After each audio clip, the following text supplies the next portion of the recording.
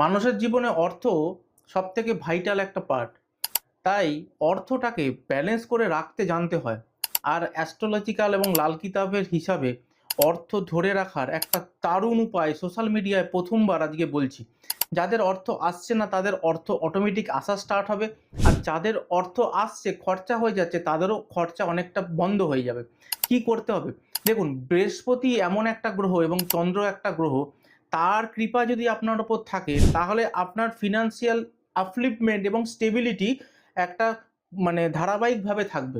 তো কি করতে হবে? সোশ্যাল মিডিয়া প্রথমবার বলছি, টাকা আসবে চারিদিক থেকে, লক্ষ্মীর কৃপা হবে এবং আপনি বৃহস্পতি এবং চন্দ্রের গুড ব্লেজিং পাবেন, যাতে আপনার বাড়িতে এবং আপনার পরিবারের উপর একটা সুষ্ঠু সুন্দর ছায়া থাকে। আর্থিকভাবে আপনি ডেভেলপমেন্ট হন। কি করতে হবে? বৃহস্পতিবার দিনকে আপনারা যে কোনো কলা গাছের নিচে একটা ৪ মুখ ওলা প্রদীপ জ্বালাবেন ঘি দিয়ে, আর তার মধ্যে দিয়ে দেবেন ৩টে কেশরের দানা।